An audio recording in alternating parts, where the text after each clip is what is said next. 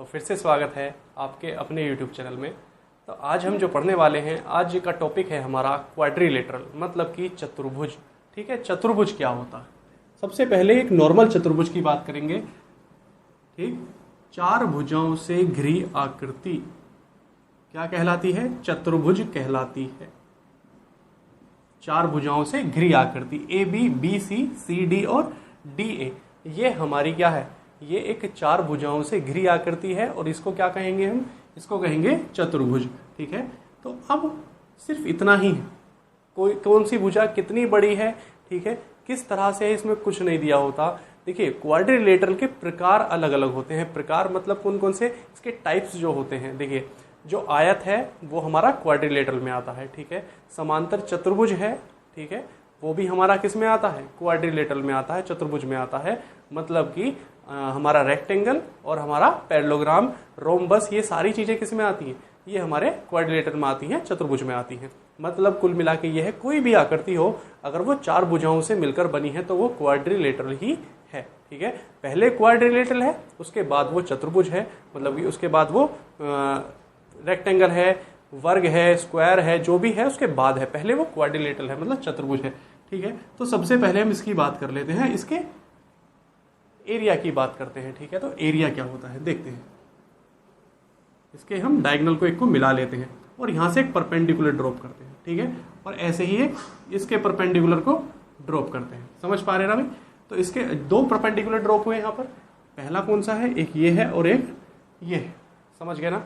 तो यहाँ पर इन दोनों को जब आप देखेंगे तो इन दोनों में आपको दो ट्राइंगल्स दिखाई देंगे। ठीक है, तो इसमें जो एरिया निकालने के लिए आपको बहुत सारी चीजें पता होनी चाहिए। ठीक है, तो अब क्या करेंगे? पहला ट्राइंगल देखिए आप, A D B, A D B. इस ट्राइंगल में देखेंगे तो एरिया क्या होगा? Half base into height, half base into height. Base कितना है? बी डी इंटू हाइट कितनी है? इसको हाइट को आप मान लेते हैं ए एम मान लेते हैं, उसको एन पॉइंट मान लेते हैं, तो ए एम। ठीक है, अगर मैं इसका एरिया भी इसमें जोड़ दूं तो 1/2 half base into height. Base क्या है? डीएम इंटू हाइट कितनी है? एनसी। ठीक, अगर इन दोनों को देखिए तो एरिया ऑफ रेक्टेंगल मतलब quadrilateral A B C D 1/2 B D. DM कहाँ लिखा मैंने? ये बी डी है भाई, इसको चेंज कर लेना, डी बी या फिर बी डी। ये दोनों सेम है, इसको भी कॉमन ले लेते हैं और यहां से A M plus N C. तो यहां से हमें क्या पता चलता है? यहां से हमें यह पता चलता है कि अगर हमें किसी क्वाड्रिलेटरल का एरिया निकालना है तो एरिया निकालने के लिए हमें क्या करना पड़ेगा? एरिया निकालने के लिए हमें जो उसका डायगोनल है वो हमें चाहिए और जो वहां से परपेंडिकुलर जो डिस्टेंस है वो हमें चाहिए। तो हम क्या कर लेंगे?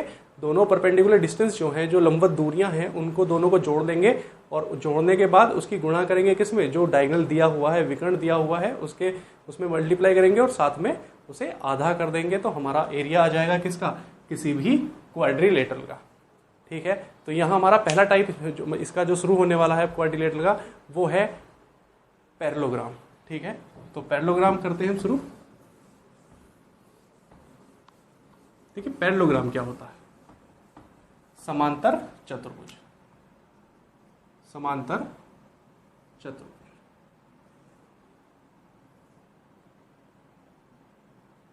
समांतर चतुर्भुज है, लग रहा है अभी? नहीं है तो मान लेना, जो जो मैं बता रहा हूं उसके बारे में ध्यान रखना। ए बी सी और डी, ये क्या है? ये एक समांतर चतुर्भुज है। ठीक है, तो समांतर चतुर्भुज के लिए क्या क्या होनी आवश्यक बातें हैं वो आप लिख लीजिए। इसमें पहली आवश्यक बात क्या है? जो सामने सामने की जो लाइनें हैं, मतलब ए बी और सी डी, और दूसरी कौन सी लाइनें हैं? ए डी और बी सी। ये जो दोनों लाइनें हैं वो आपस में बराबर होंगी और एक दूसरे के पैरेलल होंगी। ये दोनों बातें होनी जरूरी हैं। मतलब ये आपस में ए बी बराबर किसके है? ए बी बराबर किसके है? सी डी के है। और ए डी बराबर किसके है? बी सी के। ठीक है, और साथ में भी एक दूसरे के कैसी हैं? वो एक दूसरे के समांतर भी हैं। तो ये दोनों जो इसकी प्रॉपर्टी हैं वो दोनों अगर ऐसा फॉलो कर रही हैं तो इसका मतलब वो क्या है? एक समांतर चतुर्भुज है, ठीक है ना। तो समांतर चतुर्भुज के लिए अब देखिए इसमें क्या क्या चीजें हैं जो हमें याद रखनी है। अगर मैंने दो बातें बताई हैं कि दोनों आपस में कैसी हैं, दोनों आपस में दो भुजाएं जो हैं वो आपस में समांतर हैं और बराबर हैं। यदि ऐसा है तो वो एक समांतर चतुर्भुज है, ठीक है। और समांतर चतुर्भुज होने के बाद उसमें क्या क्या चीजें हो सकती हैं वो एक एक पॉइंट करके इसमें लिख लेना, वो आपके काम के हैं, उसको याद रखना कि ये ऐसा होता है, ठीक है। और उसको प्रूफ करूंगा कि ऐसा क्यों होता है। चलिए, सबसे पहला पॉइंट लिख लीजिए, जो इसके डायगोनल्स होते हैं, डायगोनल्स, ठीक है, ये बीच में काटते हैं, ठीक है। तो जो इसके डायगोनल्स होते हैं वो एक दूसरे को बाइसेक्ट करते हैं। बाइसेक्ट मतलब दोनों को बराबर हिस्सों में बांट देते हैं, ठीक है। तो ए बी, इसको ए ओ लिख लेते हैं, तो ए ओ बराबर ओ सी होगा और डी ओ बी ओ बराबर ओ डी के होगा। समझ पा रहे हैं? ये हमारा पहला पॉइंट है। पहला पॉइंट क्या है कि ए ओ बराबर ओ सी और बी ओ बराबर ओ डी, ठीक है। तो कुल मिला के जो डायगोनल्स होते हैं, विकर्ण होते हैं, वो एक दूसरे को समद्विभाजित करते हैं, बाइसेक्ट करते हैं, दो बराबर हिस्सों में बांट देते हैं। जिसका डायगोनल होता है, कोई भी एक डायगोनल, मतलब अगर मैं बीडी डायगोनल को लेता हूं तो बीडी डायगोनल जो होता है इस पूरे एरिया को, है ना, और ये वाला एरिया इसमें बराबर पार्ट्स में डिवाइड कर देता है। मतलब एक डायगोनल जो होता है वो पैरेललोग्राम को एरिया वाइज पूरे बराबर हिस्सों में बांट देता है, एरिया वाइज भी बराबर हिस्सों में बांट देता है। और दूसरी बात ये भी है कि ये जो दो ट्राइंगल बनते हैं ए बी डी, देखो ये ए बी डी और डी बी सी, ये जो दो ट्राइंगल बनते हैं जब इसको डिवाइड कर देगा तो वो ट्राइंगल्स आपस में एक दूसरे के कॉन्ग्रेंट होते हैं, सर्वांग सम होते हैं। समझ पा रहे हैं ना? तो बिल्कुल एक जैसे होते हैं। अगर मैं इसको ऐसे यहाँ से बीच में से काट के और उसको ऐसे पलट दूं तो ये बिल्कुल बराबर दिखाई देंगे। मतलब कुल मिला के ये होगा कि वो एरिया वाइज भी बराबर है और साथ में क्या कैसे है, वो हर चीज में बराबर है, ठीक है। चलिए आगे बढ़ते हैं।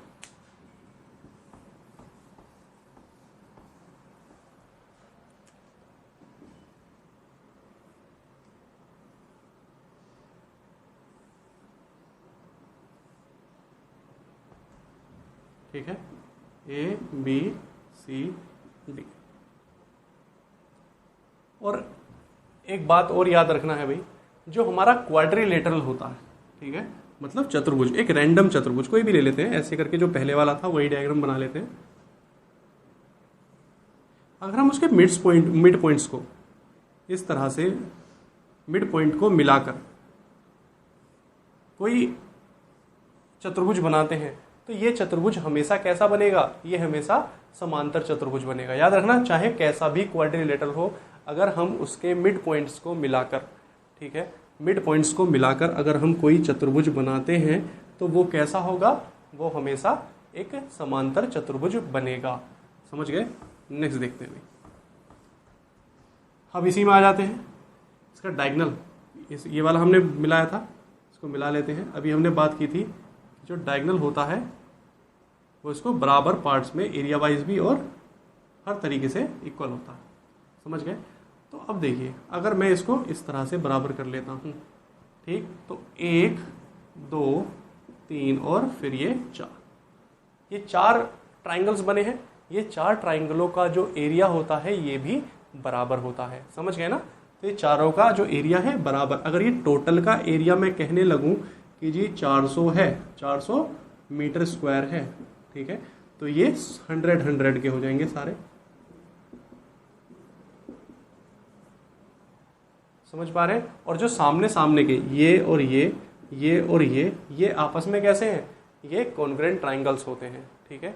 आपस में सामने सामने के जो कोण वो होते हैं वो कॉन्ग्रेंट होते हैं। ये इसके कॉन्ग्रेंट है, ये इसके कॉन्ग्रेंट है, और साथ में सिमिलर तो होते ही हैं, क्योंकि जो ट्राइंगल कॉन्ग्रेंट है वो सिमिलर भी हमेशा होगा ही होगा। समझ गए भाई? तो नेक्स्ट बात करते हैं भाई,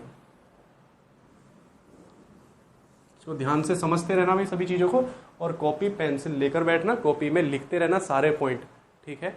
हाँ, क्या क्या चीज़ मैं बोल रहा हूँ वही चीज़ लिखते रहना कि हाँ इससे ये चीज़ होती है, और बाकायदे उसमें जैसे मैंने बोला है कि एंगल बराबर है तो एंगल को भी लिखना है आपको कि एंगल ये बराबर है। समझ गए? चलिए अब बात करते हैं इसके एरिया की। मतलब क्षेत्रफल। तो पहले एक बना लेते हैं। अभी से जितने भी बनाऊंगा वो सारे पैरेललोग्राम ही होंगे, तो याद रखना इसको, ए बी सी और डी, ठीक है। तो अब देखिए इसका, अगर मैं इसकी परपेंडिकुलर डिस्टेंस जो मानूं वो h मान लूं, तो जो इसका एरिया होगा वो होगा बेस इंटू परपेंडिकुलर हाइट, ठीक है। तो डी सी इंटू एच, या इसको मैं m मान लेता हूं, तो अब am बन जाएगा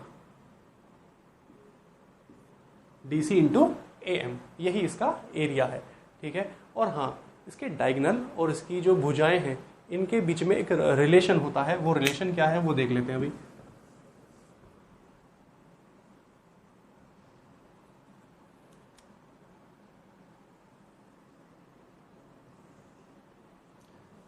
जो ये डायगोनल्स हैं, ठीक है, तो ए सी का स्क्वायर प्लस बी डी का स्क्वायर ये बराबर होगा किसके, इन चारों भुजाओं के स्क्वायर के योग के बराबर होगा, ठीक है। तो जो ये इसके डायगोनल हैं, डायगोनल के, हाँ जी, डायगोनल जो है डायगोनल के स्क्वायर का योग बराबर होता है उसकी चारों भुजाओं के वर्ग के योग के बराबर, ठीक है। तो अब देखिए ए सी और ये तो बराबर है ना दोनों लाइनें, तो अगर इसका वर्ग करूंगा और इसका वर्ग करूंगा तो दोनों को मैं जोड़ सकता हूँ, दोनों सेम ही आएंगे। तो मैं लिख सकता हूँ 2ab का स्क्वायर प्लस साथ में कोई भी बी सी का स्क्वायर, मतलब आप इसको याद रख सकते हैं। तो A C square plus B D square equal to होता है 2ab square plus B C square, ठीक है। तो A B square plus B C square, तो आप ऐसे भी कह सकते हैं कि किसी चतुर्भुज के, मतलब किसी समांतर चतुर्भुज के या किसी पैरेललोग्राम के डायगोनल्स के स्क्वायर का सम जो होता है वो उनकी कोई भी दो एडजेसेंट साइड जो होती हैं, मतलब कि दो आसन्न भुजाएं जो होती हैं उनके वर्ग के योग का 2 गुना होता है। समझ गए ना। चलिए, जो बात एरिया की थी, और हाँ इसके ऊपर एक क्वेश्चन और बनता है अभी। क्या क्वेश्चन बनता है, आपको ये बेस दे देगा और ये हाइट भी दे देगा, समझ गए, इसकी तीनों मतलब चारों भुजाएं दे देगा और इसकी एक हाइट दे देगा। तो बोलेगा कि बड़ी भुजा से ऊंचाई बताइए। तो बड़ी भुजा से ऊंचाई क्या होगी, जो यहाँ पर होगी हाइट, है ना, ये वाली हाइट होगी। तो ये वाली हाइट आपसे पूछी है, तो आप दो तरीके से इसका क्षेत्रफल निकाल लेंगे। एक क्षेत्रफल कैसे होगा, D C into A M, ठीक है, और दूसरा क्षेत्रफल कैसे होगा, बी सी इंटू ये वाली, इसको एन मान लेते हैं, ए एन। तो यहाँ से ए एन की लंबाई आ जाएगी, दोनों को बराबर रख देंगे क्योंकि एक ही समांतर चतुर्भुज की बात हो रही है। जब दोनों बराबर हो जाएंगे तो वहां से हमारा क्या आ जाएगा, एच की लंबाई आ जाएगी या फिर ए एन की लंबाई आ जाएगी। चलिए देख लीजिए इसको एक बार, नेक्स्ट देखते हैं।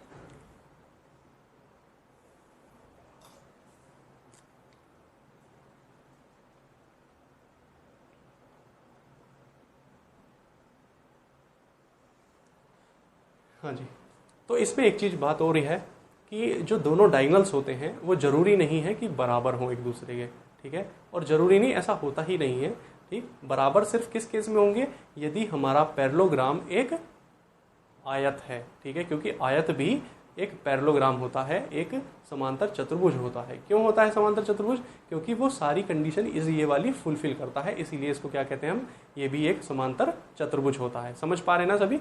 हाँ जी, तो अब जो तीसरे नेक्स्ट बात है हमारी, नेक्स्ट जो चीज़ें हैं वो क्या हैं, देखिए एक बात और है कि जो डायगोनल्स हैं वो हमारे बराबर ना, मतलब ऐसा हो नहीं सकता, जरूरी नहीं है कि बराबर हो, ठीक है। और चलिए नेक्स्ट हमारा क्या था, हाँ जी, और दूसरी बात ये है कि जो क्वाड्रिलेटरल है, जो मैं बता चुका हूँ आपको, क्वाड्रिलेटरल के अगर मिड पॉइंट को मिलाकर हम एक चतुर्भुज बनाते हैं तो वो चतुर्भुज हमेशा कैसा होता है, वो चतुर्भुज होता है हमेशा हमारा एक पैरेललोग्राम। चलिए तो नेक्स्ट की तरफ बढ़ते हैं हम। अगला है हमारा आयत।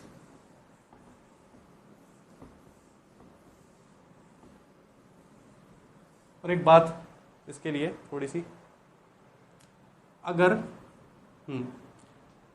कोई व्रत है, ठीक है, व्रत के अंदर कोई समांतर चतुर्भुज हमें बनाना है, ठीक है, तो सिर्फ एक ही समांतर चतुर्भुज है जो बन सकता है, वो है हमारा आयत, ठीक है। आयत ही जो है वो हमारा एक सर्कल के अंदर बन सकता है, उसी को कह सकते हैं कि ये समांतर चतुर्भुज है। अदरवाइज कोई किसी तरह का चतुर्भुज उसके अंदर नहीं बन सकता, ठीक है, समांतर चतुर्भुज नहीं बन सकता। दूसरी बात, अगर हमें किसी वृत्त के मतलब सर्कल के चारों तरफ एक ऐसा समांतर चतुर्भुज बनाना है, ठीक है, जो उसकी भुजाओं को टच करे।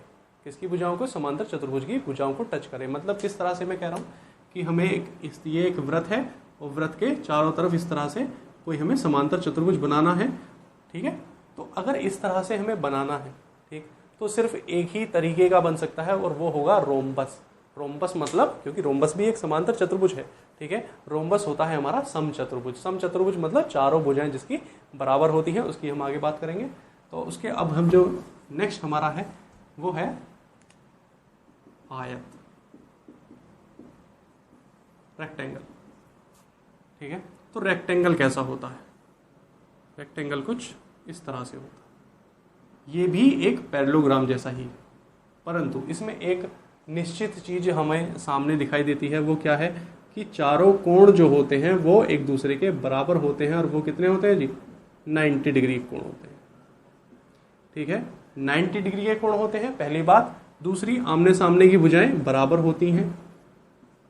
तो ए बी बराबर सी डी और बी सी बराबर ए बी, समझ पा रहे हैं? दूसरी बात, जो उसके डायगोनल होते हैं वो एक दूसरे के बराबर होते हैं। तो अगर हम इसका क्षेत्रफल की बात करें, एरिया की बात करें, तो वो कितना होता है? लंबाई गुणा चौड़ाई। लंबाई कितना है? ए बी और गुणा चौड़ाई बी सी, ये इसका एरिया होता है। समझ पा रहे हैं? और बाकी सारी प्रॉपर्टीज जो हमारी समांतर चतुर्भुज की थी वही फॉलो करेंगी। बस इसमें एक चीज बढ़ जाती है, क्या? कि ये जो एंगल है वो 90 डिग्री का एंगल है। समझ रहे हैं ना अभी? चलिए नेक्स्ट देखते हैं।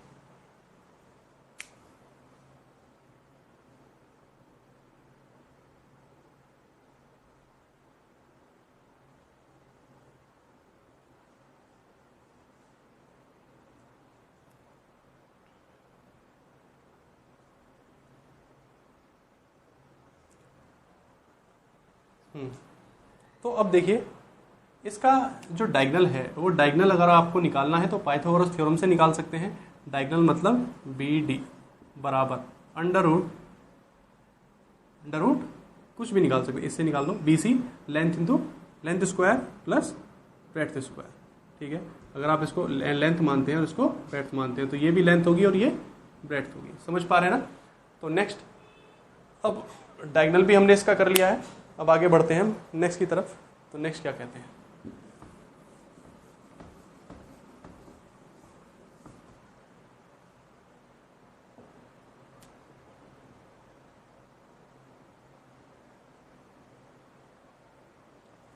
अब नेक्स्ट हम पढ़ते हैं रोम्बस मतलब समचतुर्भुज।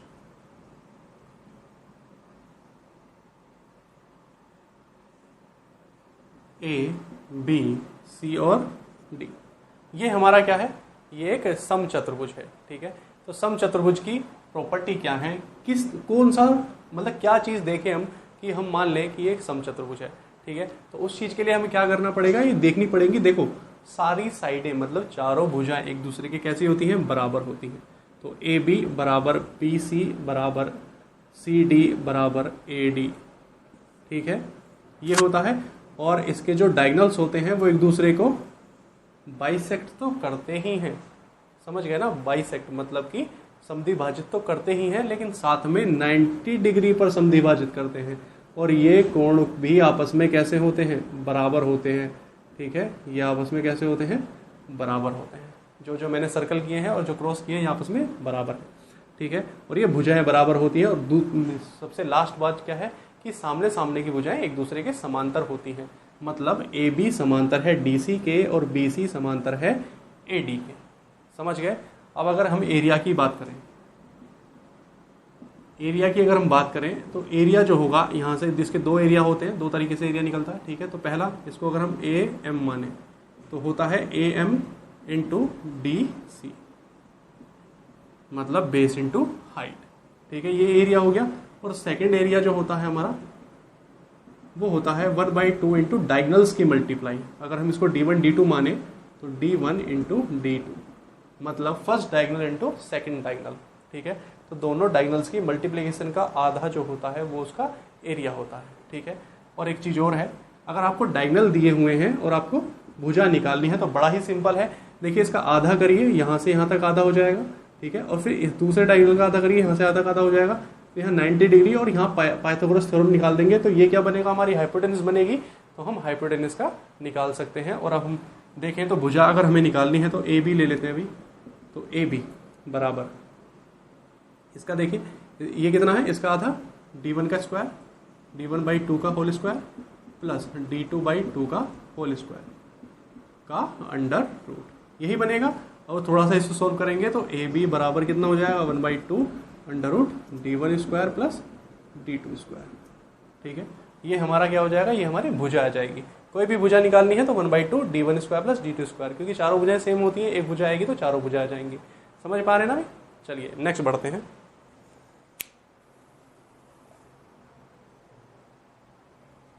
तो नेक्स्ट जो हम बात करेंगे वो बात करेंगे हम किसके बारे में, स्क्वायर के बारे में, ठीक है। तो ये थोड़ा सा रोम्बस की जैसा ही होता है, बस में क्या बदलाव है, जो चारों कोण हैं वो कितने हैं, वो 90 डिग्री के कोण होते हैं, तो इसीलिए इसको वर्ग कहा जाता है, स्क्वायर कहा जाता है।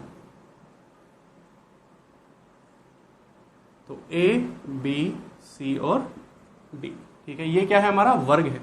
ये सारी भुजाएं कैसी हैं, बराबर हैं, और सारे एंगल कैसे हैं, वो 90 डिग्री है, ठीक। तो अगर एरिया की बात करें तो एरिया तो निकालना बहुत ही आसान है, भुजा का स्क्वायर, तो ए बी का, इसको लिख देते हैं साइड भुजा का स्क्वायर, तो मतलब भुजा गुणा भुजा, या फिर साइड इंटू साइड, तो ए बी का स्क्वायर आप लिख सकते हैं, ठीक है।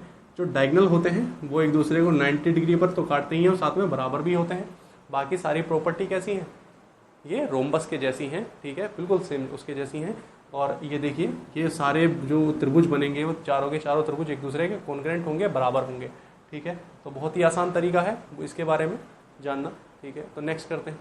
नेक्स्ट पढ़ेंगे हम थोड़ा सा जो हम कर चुके हैं, हालांकि ट्रेपीजियम के बारे में काफ़ी हद तक पढ़ चुके हैं, लेकिन ट्रेपीजियम की एक जो प्रॉपर्टी है जो मुझे बतानी है वो देखिए।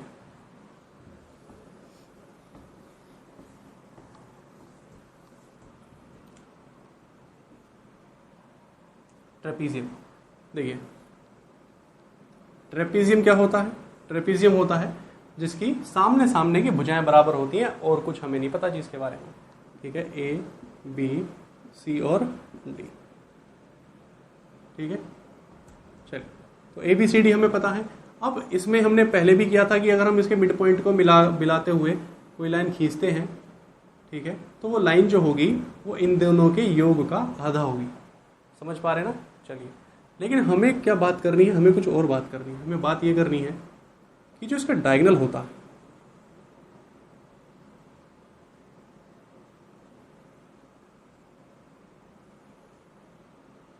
ठीक है, इनकी चारों भुजाएं और इसके बीच में एक संबंध होता है। वो संबंध क्या है, मैं इसके बारे में आपसे बात करना चाहता हूं।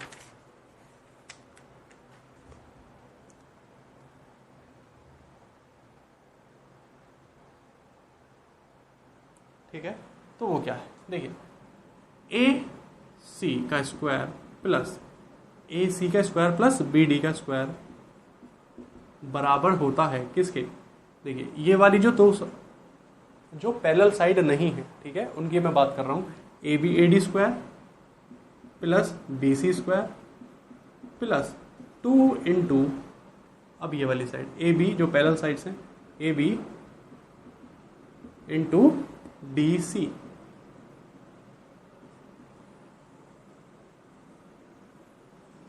देखिए A C square plus B D square equal to A D square plus B C square plus 2ab into D C, ठीक है। ये एक रिलेशन है जो हमें याद रखना है। क्यों, अगर हमें चारों भुजाएं मतलब 3 भुजाएं दी हैं, कोई भी 3 भुजाएं, और हमें दोनों डायगोनल्स दिए हैं, या फिर ये कह लो कि चारों भुजाएं दिया है और एक डायगोनल दिया है, तो हमें दूसरा डायगोनल अगर हमें निकलवाने लगे तो ये फॉर्मूला हमारे बड़े काम का हो सकता है, ठीक है। तो डायरेक्ट यहाँ से हम उसकी लेंथ निकाल सकते हैं कि ये कितने सेंटीमीटर का है, कितने मीटर का है, ठीक। तो इसीलिए इस चीज़ को आप बेहतर तरीके से इसको पढ़ते जाइए और करते हैं इसके ऊपर आगे। तो देखिए हमने अभी आज क्या क्या पढ़ा है उसको रिकॉल कर लेते हैं, ठीक है। सबसे पहले हमने पढ़ा है क्वाड्रिलेटरल के बारे में 4 भुजाएं होती हैं, ठीक है। नेक्स्ट हमने पढ़ा है क्या होता है जी, नेक्स्ट हमने क्वाड्रिलेटरल का एक टाइप पढ़ा है। वो पहला टाइप क्या है, वो है हमारा पैरेललोग्राम, ठीक है, समांतर चतुर्भुज। समांतर चतुर्भुज में आमने सामने की भुजाएं बराबर होती हैं। और जो एक बात और है समांतर चतुर्भुज में, देखिए ये अगर समांतर चतुर्भुज है तो ये जो कोण है, मतलब ये एक साइड के जो दोनों कोण है इनका योग कितना होता है, 180 होता है। समझ पा रहे हैं, तो ये चीज भी है, ठीक। और बहुत सारी चीजें हैं जो इसके बारे में है, ठीक है। तो उसे धीरे धीरे किन में पढ़ेंगे, हम सवालों में पढ़ेंगे। और जिसको भी इसके ऊपर क्वेश्चंस की आवश्यकता है वो जरूर कमेंट बॉक्स में लिखना कि जी हमें इनके सवालों की आवश्यकता है, मैं उस सवाल की वीडियो बनाऊंगा। चलिए तो आज के लिए यही समाप्त करते हैं।